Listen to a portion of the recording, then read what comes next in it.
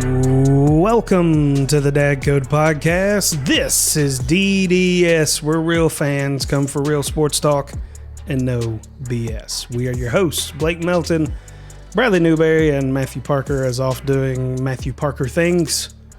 Newberry, tell me what's good. I know exactly what Matthew Parker's doing. He's out celebrating. That's it? The Titans have beat the Bills. The Titans destroyed, not just beat, they destroyed the Chiefs. Yep. Parker is out celebrating, probably on some water with his wife, and I don't blame him for not being. I know, and I bet he hadn't taken off any of his two-tone blue. It was, I mean, this was a shellacking. 27-3. Listen to this stat, Parker. Listen up to this stat. 27-3 was the score, right? Yep. The Titans defense forced 3 turnovers, the same amount of points the Kansas City Chiefs scored. We're not talking about the Jets. We're talking about Patrick Mahomes, Tyreek, Travis Kelce. And here's a number even greater than 3. 4 sacks by the Tennessee Titans defense, where we were saying at the beginning of the year, where's the pressure coming from?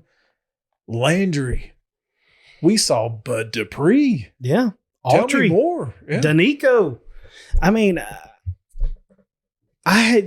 this was so shocking for me because honestly, I expected this to be a really good game. And it wasn't. We said it would be the only game to watch, and I was dead wrong. I mean, this was one of the worst games to watch. This was a boat race. I mean, the other thing is like you alluded to, it's how the Titans won. They didn't do it on the back of Derrick Henry necessarily. Didn't have to. I mean, don't get me wrong. Derrick Henry, he still had 86 yards. But I mean, dude, Tannehill had him a game 21 of 27 for 270 touchdown. He had a pretty awful interception, but hopefully that doesn't rear its head too many more times. But I've seen it all year. You guys haven't noticed it. That was the first one that I saw that was like, well, it was the second one. He threw one against the Bills. I was like, whoa. But sometimes he gets a little carried away. But A.J. Brown had himself a day, 8 receptions for 133 yards and a touchdown. So you're saying no Chipotle this week? No Chipotle, plenty of IV, some low modal, anti-diarrheal. Do we need to do a little food court action for A.J. Brown? Man, Chipotle. I don't know, man. I don't want to have any creeping coming on while we're on the air here. We might have some problems. No, he's a beast, man. You get him in that little slant motion, and he loves that stuff over the middle, man. Because he's matched 1-on-1 with some guy that weighs 50 pounds less than him. He's just going to drag him for 5 more yards. He's a beast. Yeah, Julio had him a couple touches for 38. Who? Who? Exactly. Julio was playing? Yeah. No. I think he was on the sideline for most of the game, but 2 catches. If nothing else, he was at least he made one really good catch. I'll give him that. A little catch and run. But it's like it's either vertical threat for him, vertical or nothing almost. Because they know what they have in A.J. Brown over the middle. I mean, he's just so effective, particularly whenever you got the play action coming off of Derrick Henry. And let's not forget, Derrick Henry had himself a touchdown pass. Oh, my gosh. He had him a touchdown pass. You're right. He 1 for 1, 5 yards. Parker, I think it was National Tight End Day. I didn't even know such a thing existed. And Derrick Henry takes this handoff. No. Was it the Wild Titan formation? Yeah, whatever that. Yeah. The Wild Titan formation. He gets the snap. He kind of does his little tucks his head and runs up. Not quite the Tebow jump pass. Not quite. It was more like a calf raise. But, dude, he had multiple people wide open. He had this guy open, which a nice touch pass. Milton knows nothing about that at the UT Vols.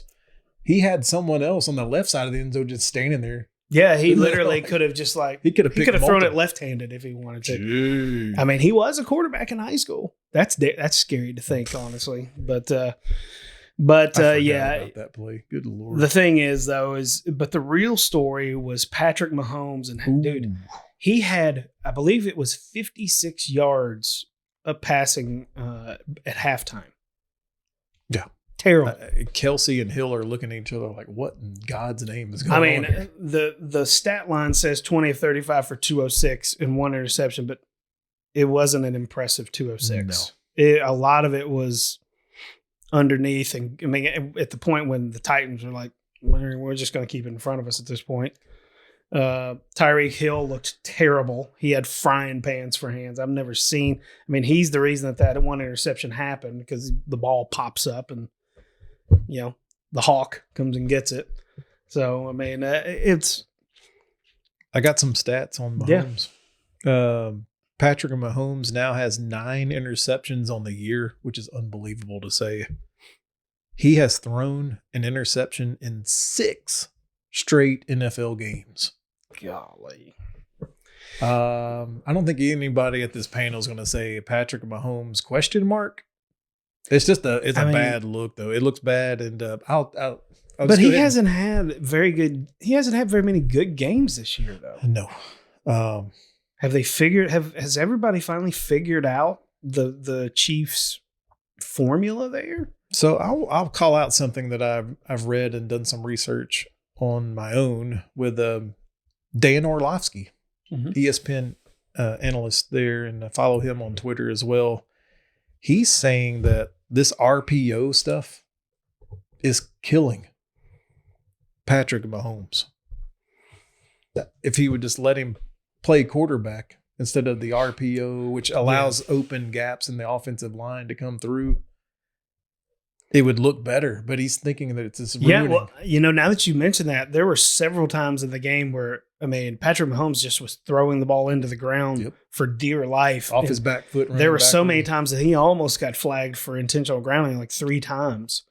And then it puts him in a situation where he has to run sometimes because it's just not there. And particularly there at the end one time, I mean, he literally got his head taken off. It wasn't malicious, but I mean, he got kicked, or was it? It was a knee. A knee to the. He got kneed right in the face as he was going down, and I mean, it was. I mean, his lights were out. I mean, tough kid for getting up, but good Lord, we got to see old ex-Jaguar Chad Henne for a couple of plays, but it didn't matter. It didn't. It was garbage time at that point. I think they said this was the first game for Patrick Mahomes that he had not had at least 1 touchdown pass and 250 yards passing. First game of his career that's ever happened. All right. So I guess, like we said, I guess they've just kind of figured out the Chiefs, protocol or whatever they're doing, and they've just kind of figured it out. I don't know if it's a combination of that and the fact that they get rid of certain people that maybe he liked throwing to, or took attention off of other people. And one last question. The Titans beating both Buffalo and Kansas City, does that atone for the loss against the Jets? No, but I think that it is honestly a good fixture in the back of their mind that this is what happens when you drop your guard. That's the only positive that I can find from it. It's good that it happened early, and hopefully it'll serve as a reminder of what happens whenever you don't play to your level instead of playing to the other team's level. I mean, every win is so precious in this league, man, but they own tiebreakers now over both Kansas City and Buffalo. That Jets thing is going to, I mean, am I wrong to say that I hear that they are now number 1 in the AFC rankings? You can look it up, because I'm going to talk about 2 other teams in our reaction show that have the exact same records. I'm going to go to now 5-2. The Cincinnati Bengals in a 41-17 victory over the Baltimore Ravens. Baltimore was playing at home in this game, folks. Lamar Jackson, we know the hype around him. The run defense actually looked pretty good to begin with Baltimore, and just shutting down Joe Mixon a little bit there. But then your boy, Joey Football, Joe Burrow. Yep. And what a clinic he put on with his former LSU wide receiver. Good Lord. I mean, does it get any better than that, than having your number 1 target in college be your number 1 target in pros? They were going crazy on that defensive back. I mean, tandem in Baltimore.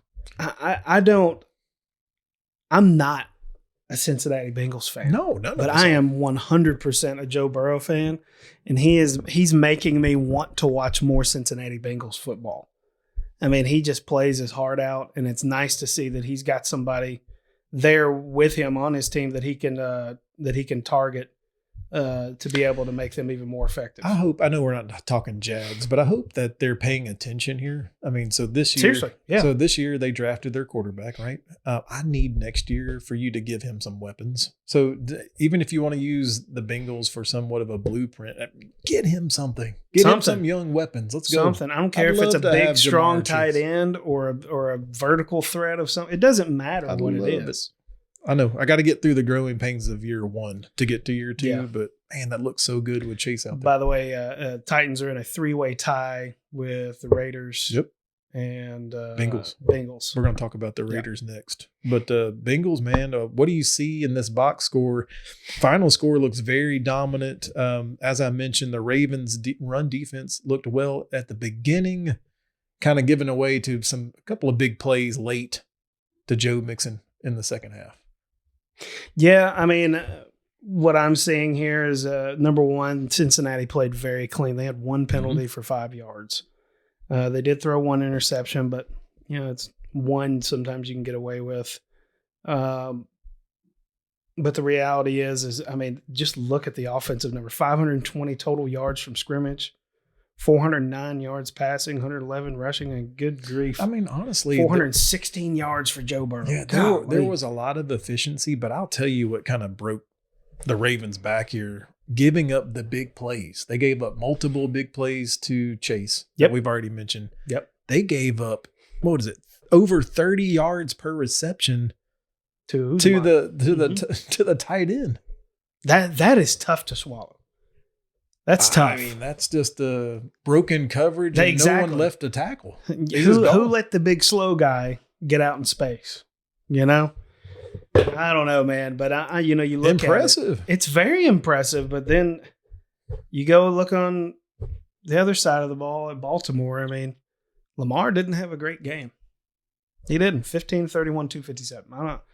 That's a lot of passes that are incomplete right there. Well, it's not even 50%. I know. And, he continues to be the showcase running back for them. Well, too. they have 8, it seems like. 8 different ones. They do. And it's just, who am I to question it? Because it's obviously worked somewhat for them. But at the same time, I just don't think that can be your long-term plan. You got to have something that you can turn around and hand the ball to, I would think. But I think their long-term plan is injured this year. Yeah, you're probably right. That's why they have 8. Yeah, exactly. Trying to fill a hole for one. But for them to be, even after this loss, at 5-2, I think is still a testament to the coaching job from Harbaugh. They were my preseason, like in the NFL Super Bowl with Seattle, who's not going to get there, I don't think. Fuck the Ravens. But I think the story of this game was wow to the Cincinnati Bengals. Yeah, absolutely. Don't want to take anything away from the Bengals. They went out and took it from them this game. And then you mentioned this other team at 5-2. Unbelievable. The 5-2 Las Vegas Raiders, my brother's own. Still hard to say Las Vegas Raiders, but a 33-22 victory over the Eagles. Coming into this game, when we're talking about point spreads and such, this was Vegas by 3, in some places 4, 3.5. Parker and I were like, take the points. We thought that this game would be a classic example of the highest of highs from 2 weeks ago, the first game after Gruden out, to this would be the crash. But once you check out Derek Carr's numbers, this guy was almost perfect, Blake, in this game. Yeah, I again, that was my feeling that this team is now galvanized. The horrendous way that their head coach went out and the story behind it and everything totally amalgamated everybody together. Everybody is now joined as one. They have Derek Carr stepping up as a leader on the field, leading by example. I mean, 31 of 34, 323. I mean, It's hard to get much better than that. It really is. Everybody's kind of doing their part. 442 yards of total offense. I mean, it's hard not to just like everything that they did there. And I mean, this is a team that scares me when something like this happens. They're doing everything right now that the Chiefs aren't. Exactly. I mean, they're keeping the Chiefs in 4th place in the AFC West by continuing to stack wins. Yeah. and I mean, I just have a feeling that this is not the end of this. I think that this is something that's for real. I don't think this is an anomaly. So we're seeing Raiders, Chargers just taking over this division, and it could just literally leave the Chiefs out of the playoffs. It's gonna cause hellfire and brimstone in Kansas. 2 or 3 more weeks of this, I think you might be right. I'm not sure who the Chiefs have coming up, but they get a little get right game. They get to play Monday Night Football against the Giants. The Chiefs do? At home. The Chiefs do. They got to win that game. They can't slip up. Is Patrick Mahomes going to play? Does he have a concussion? I'd say he's already cleared. Does he have a concussion? I'm very confident that he's already cleared concussion protocol. I think he cleared it that same day. He did. But I mean, I'll touch on the Eagles a little bit. There's a lot of hate from this table for the Eagles, and I think it's justified at this point. They're now sitting at 2-5. Yep. Parker's that they don't like to run the ball. They only gave Miles Sanders the ball 6 times, and he averaged 5 yards a run. Yeah, it's like, is there a problem here? Triple that. Let's go do something. Is there a problem with 5 yards a run? I don't think so. Their leading rusher, of course, was their other running back, Hurts. The quote-unquote quarterback, but we call him the running back. He had 61 yards rushing, 236 passing, 2 touchdowns, and no picks. But my goodness, come on, guys. Let Miles Sanders go. They're a team that I just can't figure them out. I can't figure out what it is they're trying to accomplish ever. I mean, like you said, just with their quarterback, it's like, well, Flacco, they just traded him to the Jets. Is it Minshew mania time?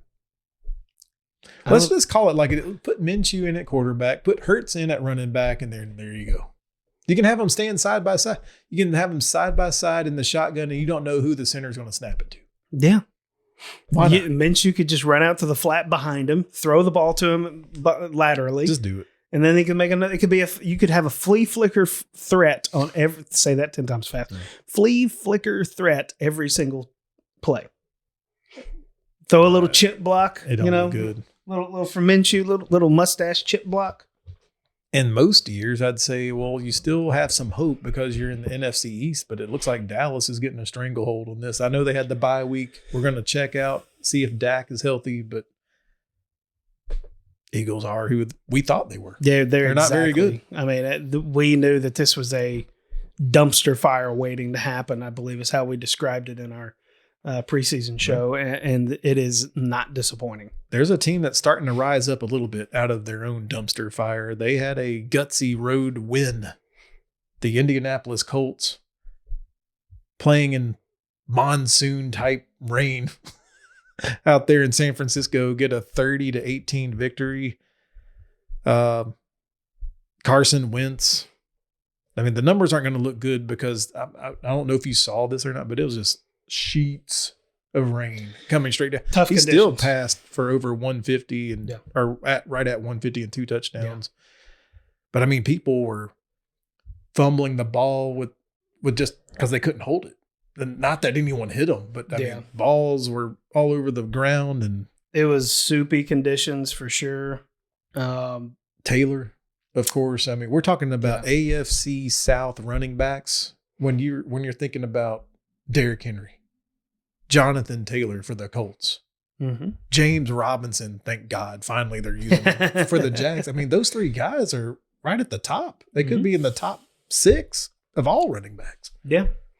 I mean, this was just a soupy game. Like you said, 6 total turnovers between the 2 teams. I mean, it's just tough, The 49ers coming out on coming out with the short end of the stick there on the turnovers with 4 to Indianapolis's 2.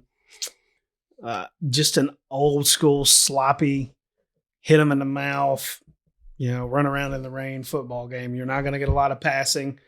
No.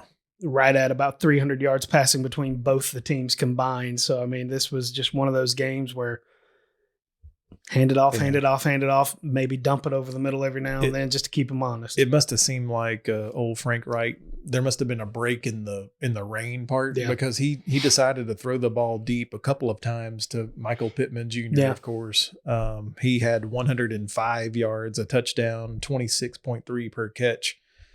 Now, the tight end, though, Mo Alley Cox is a name you need to remember for this coming up week with the Titans. But this guy can get out in the flat. It's going to be one of those quick passes, and because he's so big, a former basketball player, he's more athletic and can just push people, linebackers long aside. Arms. Yeah. He had 3 catches for 25 and a touch, but this game was won with the ground game. A little shout out to San Francisco and their running back, or I believe rookie running back, Elijah Mitchell, 107 and a touchdown. He owned the first quarter. Yeah, I mean, he had like 80 yards in the first quarter. Owned it. I watched part of this game. I mean, it's to me, I love watching these kinds of games. I like watching football when it snows a bunch. I like watching it when it's pouring rain, just because it's you kind of get to see more X's and O's stuff rather than necessarily physical ability taking over with some of these guys. So this was kind of fun. I mean, unfortunately, San Francisco came out on the short end of the stick. Yes, I said unfortunately because I'm a Titans fan, and I don't really give a shit about the Colts winning at all. Nor do I. But it doesn't change anything for me because this is the type of game that literally either team could win. It's just somebody's going to screw up more than the other one with the rain. But it's not easy. I mean, even if the rain wasn't there, it's not easy to go to the West Coast. Not at all. Our teams are not totally very good not on discounting the West what they Coast. did. Not discounting. They went out west and the conditions and still 30-18. Just a good win. Yeah. I'm going to talk about Tom Brady a little bit here after this week. Old Tommy. He's now the only player in NFL history with at least 600 touchdowns. This past week, he had 4 more, Blake. I mean, 211 yards. So not many yards, but 4 touchdowns, no picks, completely outclassed Justin Fields. The rookie is doing rookie things. I mean, making mistakes all over the field. Yeah, a lot of people were calling for him.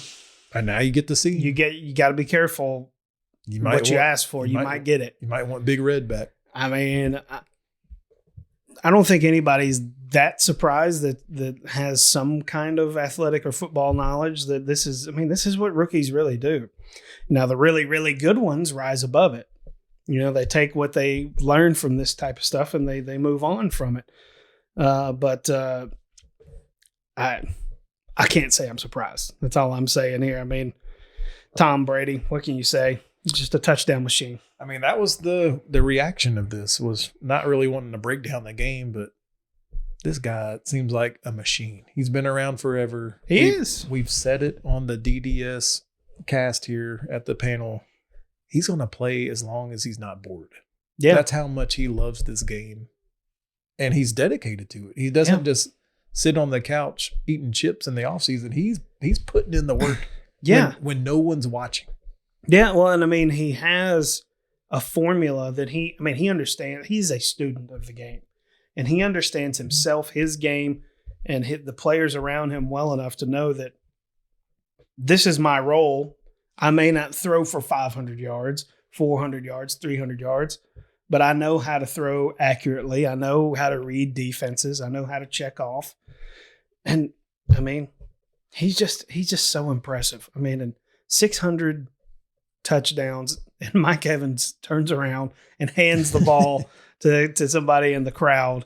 And by the way, if Mike Evans hands you that ball and it's his 600 touchdown, what's the first thing you're doing? Because I'm going to tell you what I'm going to do. Do you go straight into negotiating mode? No, I leave the fucking stadium. Or you just leave? I'm leaving and I'm getting on eBay immediately, and I'm putting a price of $5 million on that football. I don't know, man. And people are like, well, it's not his. He just give it back. he can buy it back. They gave him plenty of He stuff. can buy it back. What does he care about 600 touchdowns? Just get your wife to pay for it, Tom. She's richer than you are. I mean, good grief. Tom can slip him a couple of but hey, notes. They gave it back. That was a classy thing to do. And he also reached out to the kid that said, Brady helped me beat cancer. Yeah, that was.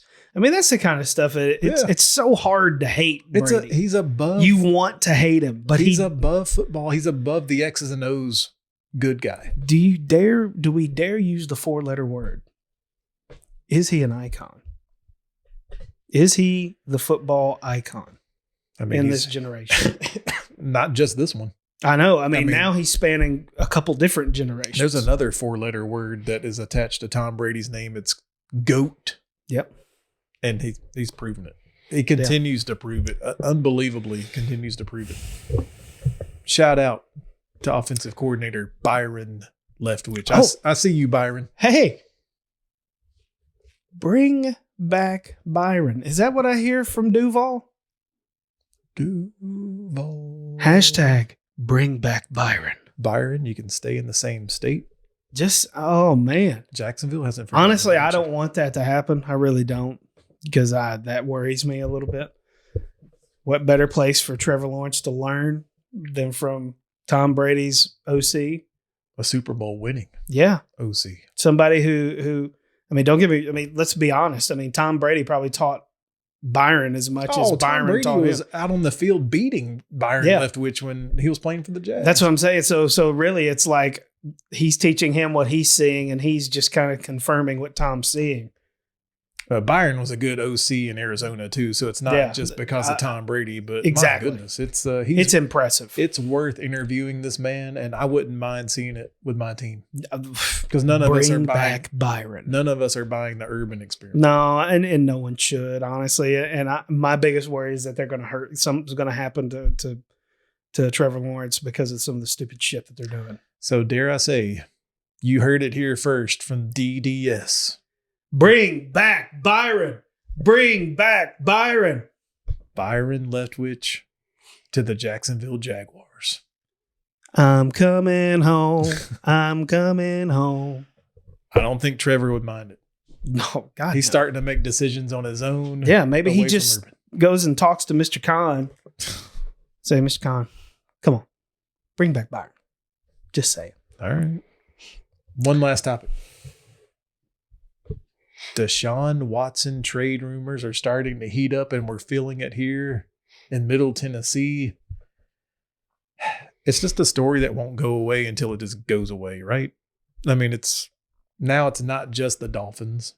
Nope. Carolina was a team that I mentioned. I'm like, because I just made the ties between where he played college. And but Parker was really high on old Sam Darnold, and after starting white hot, he's just completely one of the worst quarterbacks in the NFL in the last 3 weeks.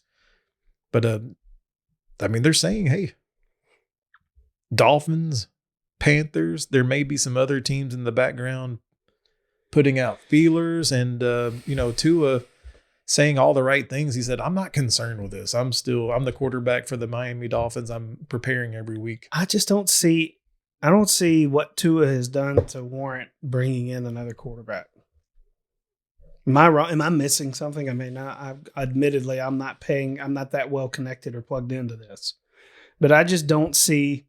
I mean, Tua is on my fantasy team, so I do see his stats every week, and I just don't see him doing that much to warrant getting traded. I mean, that's the other thing. What are they going to do with Tua? Are they going to trade him away?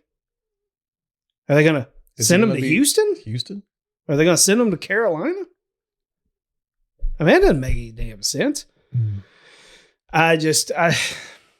Look, for what? For a chance that Watson might be able to play when? I mean, because all of this unknown. Yeah, this can all go away. Like you could trade for him and then not be able to use him 2 weeks later. Years. Yeah, for years later. Ever.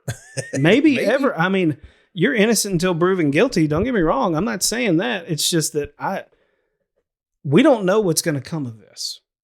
With today's culture being what it is, yes, we're innocent until proven guilty, but as we've seen in some circumstances, doesn't really matter. Just from a human aspect, is it the smartest thing to trade Deshaun Watson to South Beach? I hear they have nice spas, massage parlors down there. Will the NFL even allow that trade to go through? Or are we putting the potential cancer in a even more cancerous society down there? Man, see, I just don't know. I don't know what's going on. I don't want to even speculate about this Deshaun Watson stuff just because a lot of it doesn't make any sense to me. I mean, I know that Carolina and Houston are the two, or I mean, Miami are the two, top names that they're talking about. For me, it just seems like a really knee-jerk reaction for something that when there's not really any there. I don't know. I mean, the coach for Miami still says Tua is our quarterback. Well, no crap. He's your only quarterback. Tua is our quarterback. You're not answering any questions. No. Well, I mean, that's the thing. If they decide to bring Deshaun down there, do they let him be the quote-unquote backup? Really expensive backup. God, over 20 active lawsuits against Deshaun Watson. I just think that's too much. It's too much baggage, man, isn't it? Too much. Who wants that?